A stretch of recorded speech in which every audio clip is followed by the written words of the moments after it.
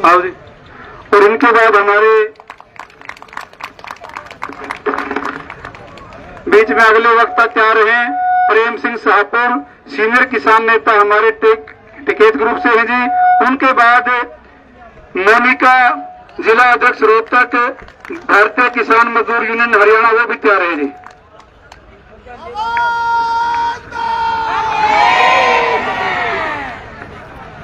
आदरणीय इस महापड़ाव का अध्यक्ष मंडल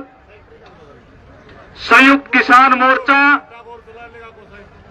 का हरियाणा राज्य का नेतृत्व, जो राष्ट्रीय नेता भी शामिल हैं, ट्रेड यूनियनों के राज्य के नेता यहां पहुंचे हैं और पूरे हरियाणा से हजारों की संख्या में पहुंचे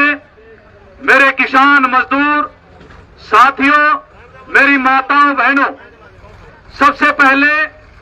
मैं CITU की हरियाणा राज्य कमेटी की ओर से, जो पूरे देश का मजदूरों का संगठन है, इस महापड़ाव के अंदर आप तमाम साथी आए हैं, आपको क्रांतिकारी अभिनंदन देता हूं, आपको क्रांतिकारी सलाम पेश करता हूं। ये महापड़ाव जिसका फैसला देश के किसान आंदोलन ने, संयुक्त किसान मोर्चा ने लिया और देश के तमाम केंद्रीय ट्रेड यूनियनों ने मिलकर फैसला किया।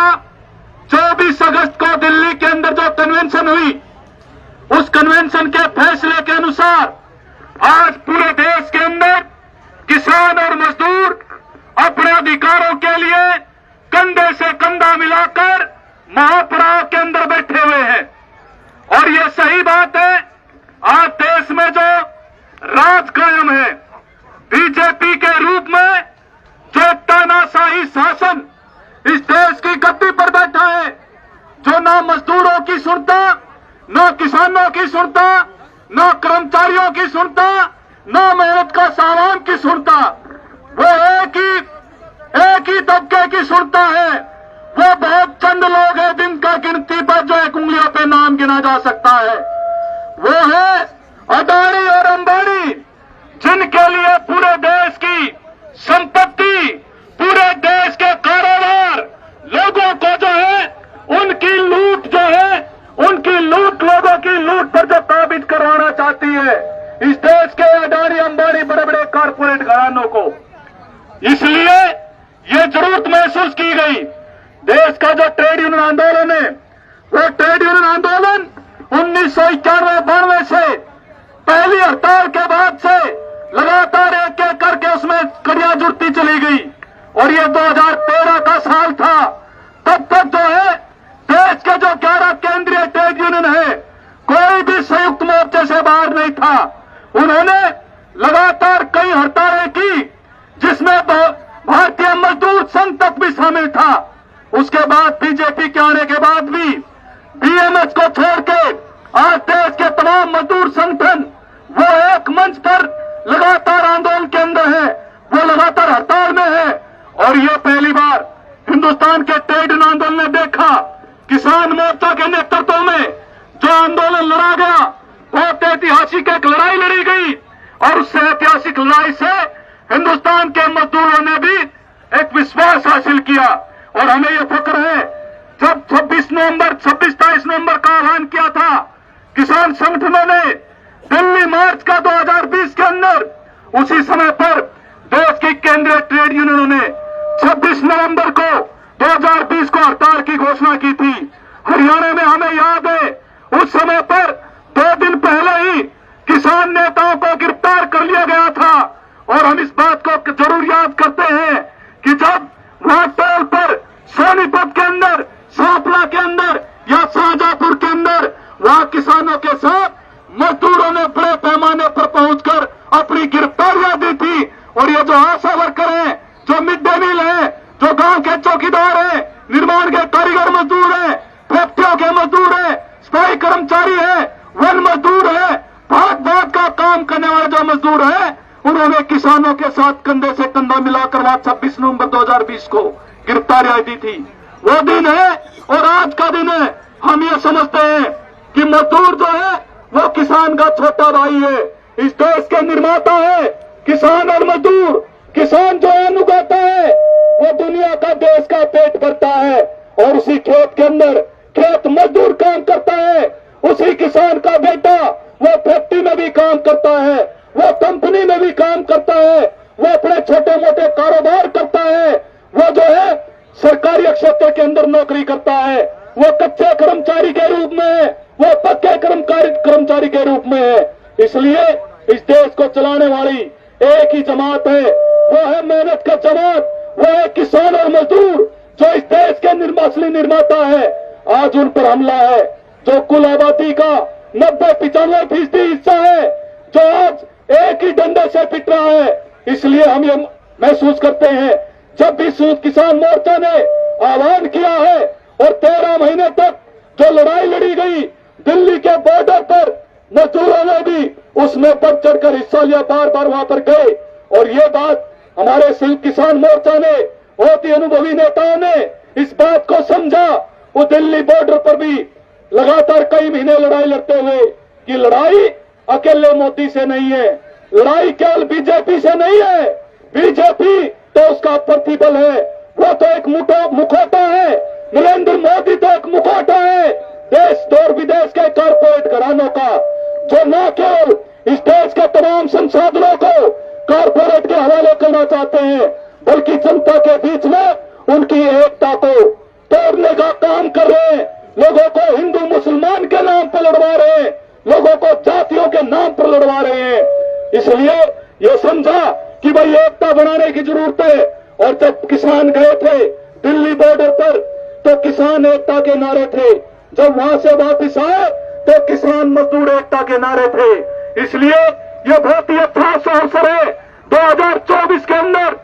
देश के अंदर चुनाव होने जा रहे हैं, लोकसभा के चुनाव होंगे, सभी पार्टियां समेत सत्ताधारी पार्टी बीजेपी वो लोगों के बीच में वोट मांगने आएगी, वो जो उनसे दोबारा से अपना मत लेने आएगी, उससे पहले ये जो किसान और मजदूरों की जो एकता है, जो पूरे देश के अंदर ये 3 दिन का जो पड़ाव लगा है, इसके अंदर हमारे मजदूर भी बढ़ चढ़कर हिस्सा ले रहे हैं, जो ऐलान किया गया है। इसलिए आज ही हमारी मिड डे मील वर्कर जो स्कूलों में काम करती है, जिनको केवल 10 महीने की तनख्वाह मिलती है, जिनको 5-5, 4-4 हजार रुपये महीना मिलता है,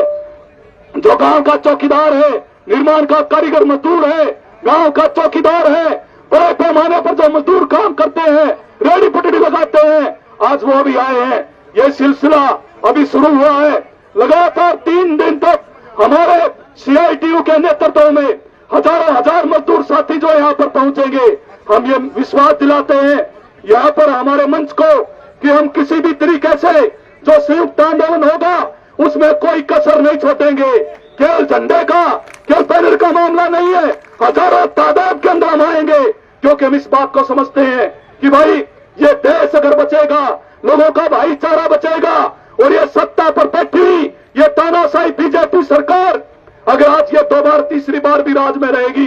तो अधिकार नाम की कोई बात नहीं बचेगी। जैसे किसानों के बारे में, उनको जमीन से बेदखल करने के लिए, मंडी व्यवस्था को खत्म करने के लिए 3 काले कानून पारित किए गए थे, इसी प्रकार से मजदूरों को गुलाम बनाने के लिए 4 लेबर कोड पारित कर चुकी है बीजेपी की सरकार, जिनको भी लागू किया जाना बाकी है। जो ये कहते हैं कि कोई जो है पक्का रोजगार नहीं होगा, गुलाम होंगे मालिकों को, जब भी चाहे निकाल दे, जब भी चाहे रख ले, कोई तनख्वाह नहीं होगी, कोई लेबर डिपार्टमेंट नहीं होगा, फिक्स टर्म एम्प्लॉयमेंट होगा, इसके अलावा यूनियन बनाने का अधिकार नहीं होगा। इस तरीके के कानून ये बीजेपी लेके आ रही है कि कोई आंदोलन करता है तो उस आंदोलन में कोई छोटी मोटी तोड़फोड़ हो जाती है तो उसका समर्थन करने वाला भी वो भी जेल में जाएगा। ये हालात जो बीजेपी ने पैदा की है, तो हम इस बात को समझते हैं। मजदूर और किसान एक ही माँ बाप की औलाद है, वो जो है इस देश के निर्माता है, और जो बीजेपी एक तरफ जो है किसानों को जमीन से बेदखल करके उनको मजदूरों की श्रेणी में शामिल करना चाहती है, मंडी सिस्टम खत्म करके अडानी के जो है कंपनियां चलवाना चाहती है, ये काम बीजेपी कर रही है। और जो लोग हैं उनको जाति के नाम पे हरियाणा के अंदर यह बाकायदा साजिश के तहत 2016 में जो बीजेपी ने कार्ड खेला 35-1 का, हम ये कहना चाहते हैं आज जो है बीजेपी जो ऐसे मजदूर तबके हैं जो जमीन नहीं खेती नहीं करते, उनके बीच में अपना आधार बढ़ाने के लिए एक प्रकार का जाति वैमनस्य बढ़ाने का काम कर रही है। हम इस बात को समझते हुए मजदूरों में प्रचार कर रहे हैं, उनको तैयार कर रहे हैं कि ये बीजेपी जो है ये आज देश के सामने सबसे बड़ा संकट है, ये देश के जो है सबसे बड़े दुश्मन है, ये देशद्रोही है जिन्होंने आजादी के आंदोलन में अंग्रेजों का साथ दिया। ये उनकी औलाद है। हम जो है हम मेहनत कश लोगों की औलाद है। हम भगत सिंह, राजगुरु, सुखदेव, अशफाकुल्ला खां, करतार सिंह सराबा, लक्ष्मीबाई की औलाद है। इसलिए हम क्योंकि पैदा करने वाले हैं, इसलिए आज जो है जब सब पर बनी है, जब सबको एक डंडे से पीटा जा रहा है तो सब एक हो, सब इकट्ठे लड़ाई लड़े। और ये बहुत अच्छी बात है, संयुक्त किसान मोर्चा ने पहलकदमी करते हुए ऐसा बिगुल बजाया है और ट्रेड यूनियन आंदोलन भी, हमारी सीआईटीयू भी आपके साथ कंधे से कंधा मिला के जहां आपको जरूरत होगी हम जो है लाठियां डंडे गोली खाने के लिए तैयार आपके साथ कंधे से कंधा मिला के आगे चलेंगे, चाहे महिलाएं हैं चाहे पुरुष हो। हम आज आपको विश्वास दिलाते हुए इस पूरे अभियान में आंदोलन में आपके साथ होंगे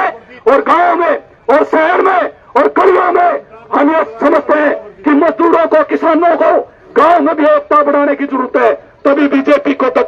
बेदखल किया जा सकता है और अपनी एकता को मजबूत करते हुए कारपोरेट को जो है उनको चेक किया जा सकता है, नीतियों में बदलाव किया जा सकता है, 26,000 न्यूनतम वेतन हो सकता है, पक्की नौकरी हो सकती है, पुरानी स्कीम बहाल हो सकती है। साथियों, आपने मेरी बातचीत सुनी, इसके लिए आपका बहुत बहुत धन्यवाद। और 2 नारे लगाएंगे भाई, उसके बाद मैं बातचीत खत्म करता हूं। जिसका दोनों हाथ है दोनों खड़े करने हैं। किसान मजदूर एकता जिंदाबाद, संयुक्त किसान मोर्चा जिंदाबाद, मेहनत कश का भाईचारा जिंदाबाद, कारपोरेट बीजेपी सरकार मुर्दाबाद, हमारी एकता जिंदाबाद, एमएसपी की गारंटी करो, किसानों को कर्जा मुक्ति लागू करो, चारों लेबर कोड रद्द करो, 26,000 न्यूनतम वेतन लागू करो, कच्चे कर्मचारियों को पक्का करो। धन्यवाद साथियों, बहुत बहुत शुक्रिया। बहुत बहुत धन्यवाद हमारे साथी का। अब हमारे बीच में प्रेम सिंह